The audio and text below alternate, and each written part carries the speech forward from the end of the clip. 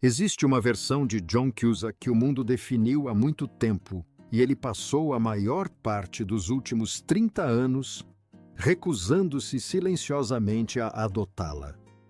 Você conhece a imagem, um jovem em um estacionamento antes do amanhecer, segurando um rádio portátil acima da cabeça, tocando Peter Gabriel na janela da garota que ama. Sem plano? Sem plano? B. Apenas a crença de que a sinceridade mantida por tempo suficiente bastaria. Aquela imagem de 1989 ficou gravada nele como poucas coisas ficam gravadas em atores. E depois há a outra imagem, aquela que menos pessoas mencionam, mas que aqueles que conhecem seu trabalho lembram com a mesma clareza. Um assassino de aluguel de terno escuro em sua reunião de 10 anos do ensino médio pedindo uma bebida no bar, percebendo com um horror silencioso que se tornou alguém que não consegue definir completamente. Essa foto é de 1997. O mesmo rosto, um homem completamente diferente. E a distância entre esses dois personagens, entre Lloyd Dobler e Martin Blank, contém uma pergunta que John Cusack vem respondendo lenta e inexplicavelmente desde então. Ele tem 60 anos agora. Deixou Hollywood, vendeu a casa, voltou para Chicago. E o que ele disse ao se despedir é o tipo de coisa que só se diz quando se para de calcular o preço a se pagar. John Paul Cusack nasceu em 28 de junho de 1966, em Evanston, Illinois, o filho caçula de uma família que em todos os sentidos era dedicada à criação artística. Seu pai, Dick Cusack, passou 17 anos ganhando prêmios Clio em publicidade antes de abandonar tudo em 1970 para se tornar cineasta e dramaturgo. A explicação da família para o motivo era simples e direta. Ele disse: "Quem se importa se você escova os dentes com Colgate ou Palmolive? Existem questões mais importantes por aí." Essa era a filosofia de Dick Cusack. A vida era curta demais para ser gasta fazendo coisas que não importavam. Ele ganhou prêmios por um documentário sobre o direito ao aborto em 1971. Escreveu peças de teatro. Atuou em filmes. Ele construiu, em Evanston, um lar onde a conversa à mesa de jantar nunca era sobre segurança e estabilidade ou fazer o que era sensato.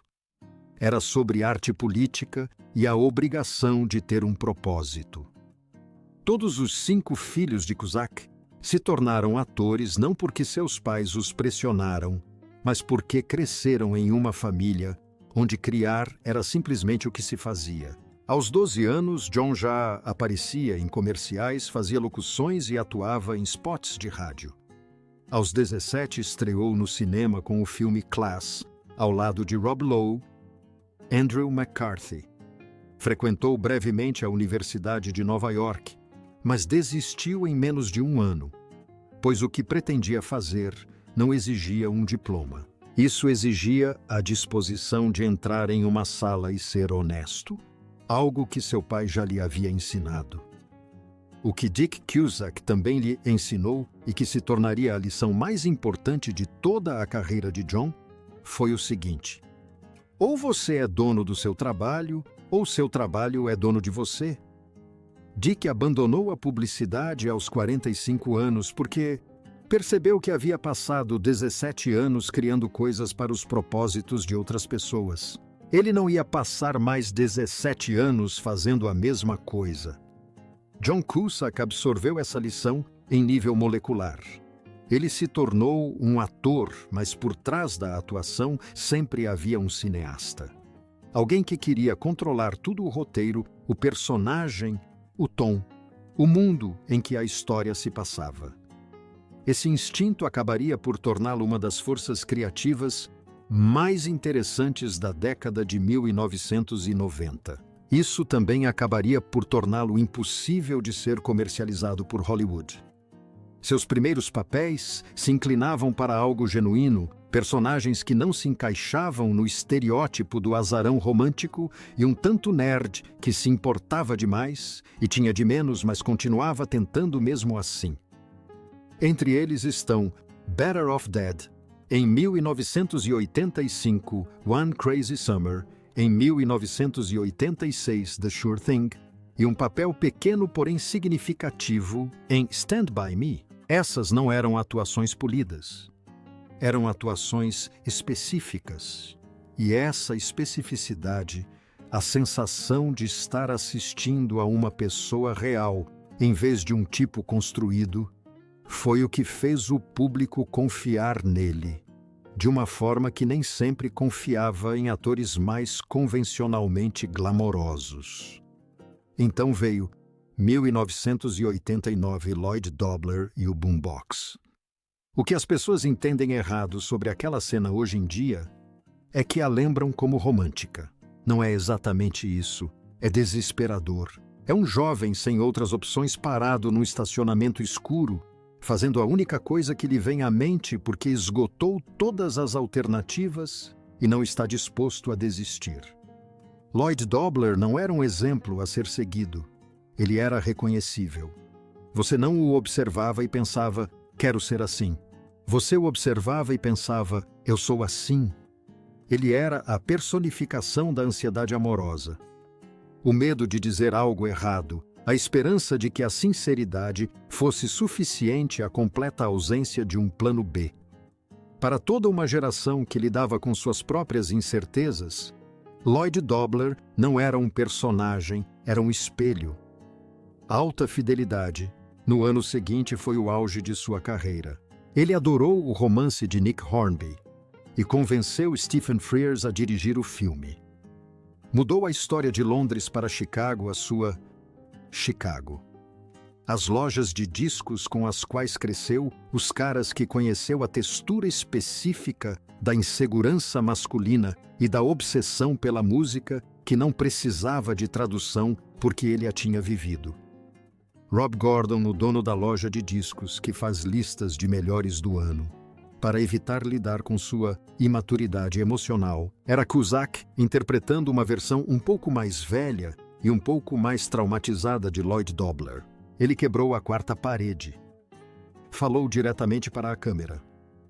Narrou sua própria disfunção com uma espécie de autoconsciência que é engraçada e triste na mesma medida porque sabe exatamente o que é. Eu ouvia música pop porque estava infeliz, pergunta Rob. Ou será que eu... Cusack poderia ter ficado por lá. Hollywood queria que ele ficasse por lá. O galã romântico, o herói um tanto desajeitado, o cara que segura o rádio portátil. Era um nicho comercialmente viável, e ele poderia tê-lo explorado por mais uma década sem que ninguém reclamasse. Mas ele não estava interessado. Queria algo mais ousado. Em 1990, ele apareceu em Os Impostores The Grifters, dirigido por Stephen Frears, um drama policial moralmente complexo, no qual interpretava um vigarista de pequena monta preso entre sua mãe manipuladora e sua namorada perigosa. Era algo completamente diferente do que Lloyd Dobler poderia imaginar. Mais tarde ele comentou sobre a experiência que se sentiu como se estivesse trabalhando com os grandes e que estava com medo, porque estava contracenando com Angelica Houston, Annette Bening e um diretor que propositalmente não facilitava as coisas. Ele gostava de sentir medo. Acreditava que era no desconforto que estava o verdadeiro trabalho. Em seguida, atuou em Eight Men Out, interpretando Buck Weaver, um jogador do Chicago White Sox, dividido entre a lealdade aos seus companheiros de equipe e sua própria bússola moral no escândalo dos Black Sox de 1919. Cusack cresceu frequentando o antigo Comiskey Park, onde os Black Sox realmente jogavam. Ele conhecia a história. Leu tudo as cartas que Weaver havia escrito, os arquivos, as filmagens, e tentou capturar não um personagem, mas um espírito. Foi um trabalho mais contido do que qualquer coisa que ele tivesse feito antes e mais dramaticamente honesto. Em meados da década de 1990, veio Balas sobre a Broadway, um filme de Woody Allen, e então em 1997 veio o filme que provou que John Cusack não era apenas um ator, mas um cineasta no sentido pleno da palavra. Grosse Pointe Blank foi o primeiro filme que ele produziu sozinho. Ele foi co-roteirista. Reuniu o elenco Alan Arkin, Dan Aykroyd, Minnie Driver, sua irmã Joan, e dirigiu todo o processo com a filosofia que levaria para todos os projetos subsequentes. Deixe o roteiro 70% ou 80% pronto depois, deixe os atores terminarem. Você quer que o roteiro esteja grávido, ele dizia, mas não totalmente finalizado. Alan Arkin chegou e disse que queria reescrever a cena antes das filmagens. Os outros produtores ficaram preocupados. Cusack disse para não se preocuparem. Esse é o Alan Arkin. Qualquer coisa que ele faça vai tornar o filme ainda melhor. O filme foi um sucesso de crítica de público e de crítica. Cusack interpretando um assassino de aluguel na reunião de 10 anos da sua turma do ensino médio violento, com um humor negro e profundamente cínico sobre o preço que a vida adulta realmente custa, foi um dos prazeres mais surpreendentes da década. Ele tinha feito do seu jeito, tinha dado certo e a lição era clara. Ele podia fazer os filmes que queria, se estivesse disposto a assumir o controle total deles. Então chegou 1999 e o projeto mais estranho de sua carreira, aquele que quase não existiu. Ele foi até sua agência em Los Angeles e disse que queria saber qual era o roteiro mais improdutivo, mais bizarro e mais comercialmente tóxico que eles tinham. Aquele lá no fundo do cofre que ninguém jamais tocaria. Eles se entreolharam e disseram, bem quero ser John Malkovich. Ele pediu para ver. Leu o roteiro. Disse que era insano. Disse que se sentia como Indiana Jones encontrando um tesouro raro na selva. Disse a eles que queria ser o primeiro a entrar na sala de cinema quando, se é que algum dia, o filme fosse produzido. O filme Quero Ser John Malkovich, dirigido por Spike Jonze e com o roteiro de Charlie Kaufman, era exatamente tão estranho quanto sua reputação sugeria. Um marionetista descobre um portal para a mente do ator John Malkovich e vende a experiência para estranhos. Cusack interpretou o marionetista. O filme era surreal, existencial, genuinamente original e completamente diferente de tudo que Hollywood estava produzindo em 1999. Apesar de tudo, foi um sucesso e provou algo importante sobre John Cusack. Ele não só tinha bom gosto para projetos, como também a coragem necessária para perseguir projetos que todos os outros consideravam impossíveis. Lamento porque ouço música pop, pois essa é a questão que afeta toda uma geração. Então a indústria mudou e não voltou a ser como antes. Mas antes disso, houve mais um filme que vale a pena analisar. Em 2001, Cusack fez Serendipity, uma comédia romântica mais leve e convencional, que foi um sucesso de bilheteria e representou um passo criativo para um lado diferente do convencional. Era o tipo de filme em que a indústria se sentia confortável em colocá-lo. Ele estava bem no papel. Para ele, criativamente, aquilo não significava quase nada. Esse contraste entre Serendipity e Quero Ser John Malkovich, entre o que a indústria queria e o que ele era capaz de fazer, é a representação mais clara possível do problema que John Cusack estava prestes a enfrentar. Ele havia provado em 3 filmes consecutivos no final da década de 1990 que conseguia fazer o trabalho mais estranho e pessoal de sua carreira e obter sucesso. A resposta da indústria foi oferecer-lhe papéis de protagonista mais convencionais em filmes que não tinham interesse no que o tornava interessante. O drama adulto de orçamento médio, o tipo de filme que sustentou a carreira de Cusack durante a década de 1990, começou sua lenta morte. Os estúdios estavam em busca de franquias, bilheteria internacional e propriedades com sequências já garantidas. Atores inteligentes, com personalidade própria e desinteressados em participar de um jogo no qual não acreditavam, estavam sendo discretamente marginalizados. Cusack percebia isso acontecendo. Ele se via recebendo ofertas para versões maiores e mais simplistas do mesmo papel, ou sendo direcionado para filmes de ação espetaculares que o utilizavam como uma presença confiável, sem exigir nada de seu talento. Ele participou de Con Air em 2012, em filmes que encontraram maneiras de usar o rosto e a história, sem exigir que o rosto e a história específicos estivessem ligados a ele. Ele também fez bons trabalhos nos anos em que a indústria estava ocupada fingindo que ele não existia.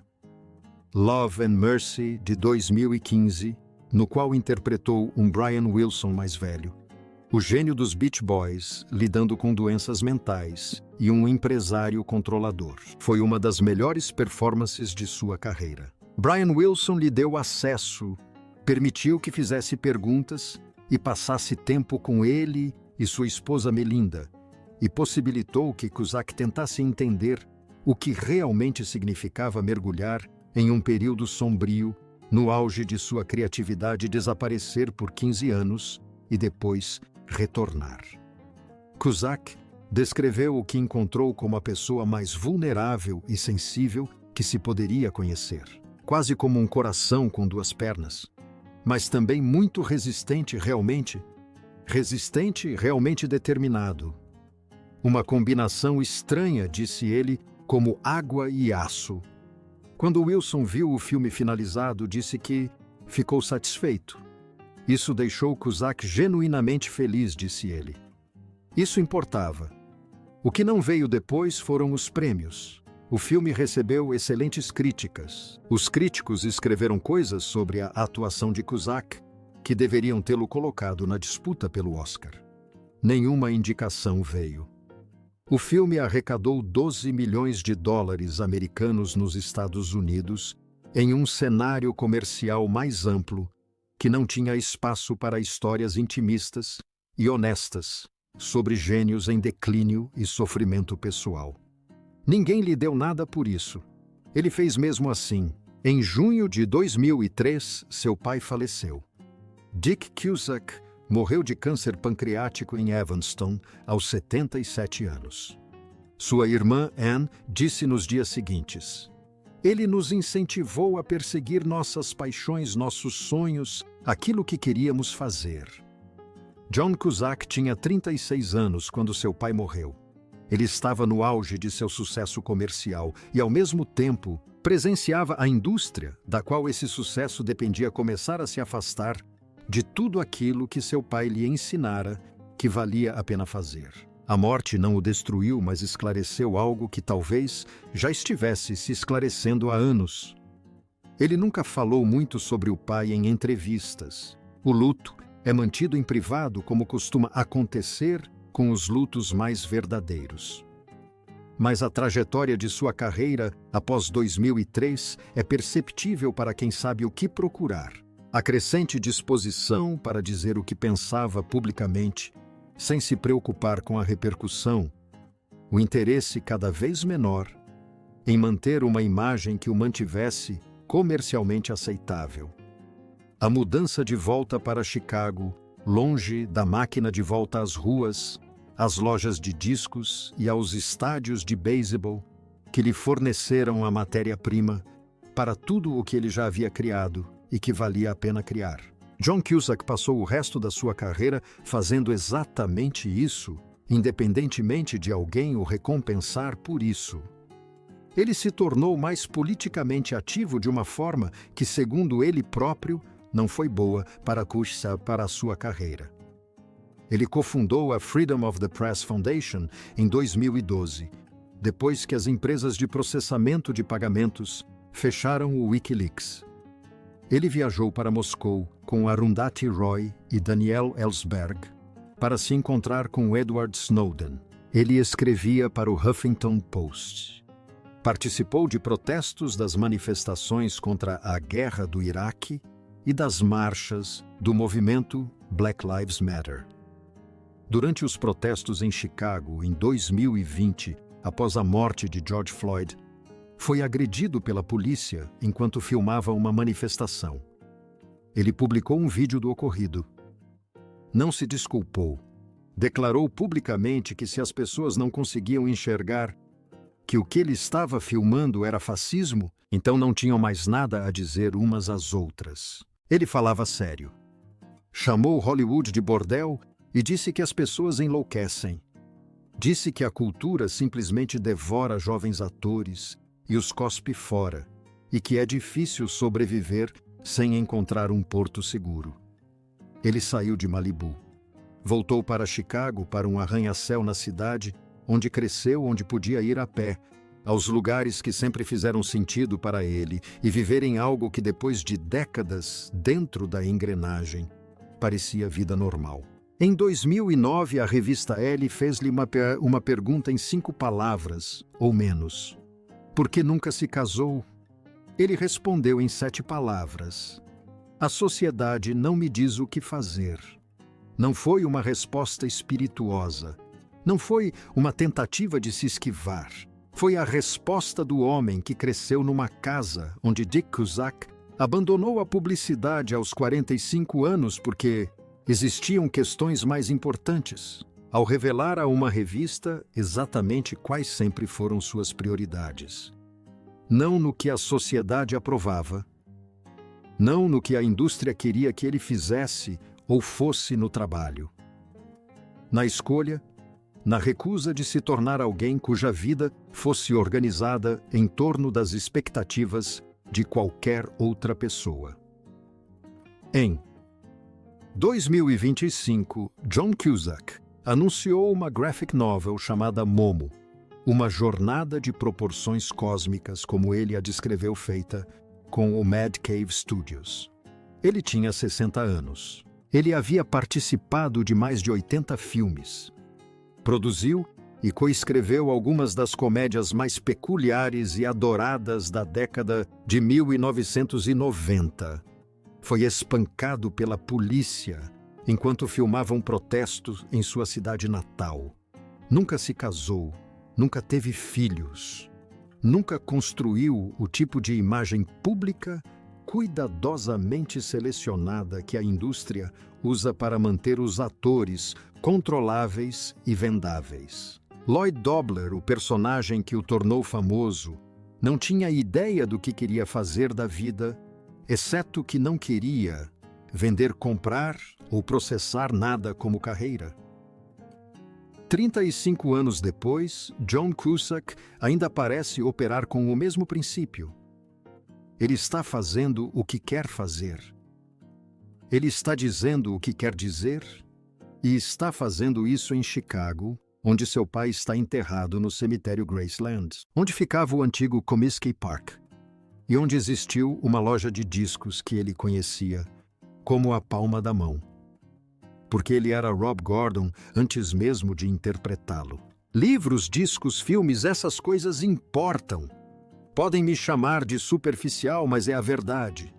Ele disse isso como um personagem, mas era a sua própria essência. Sempre foi assim. Se esta história te emocionou, se Lloyd Dobler, Rob Gordon ou Martin Blank alguma vez te fizeram lembrar de algo que você reconheceu em si mesmo, deixe um comentário abaixo. Lemos todos os comentários. E aqui está a pergunta que vale a pena refletir. Hoje, existe algo que você amou no passado, mas que o mundo lhe disse que não era prático o suficiente para continuar amando, e mesmo assim, você continuou amando? Conte para nós. Nos vemos na próxima.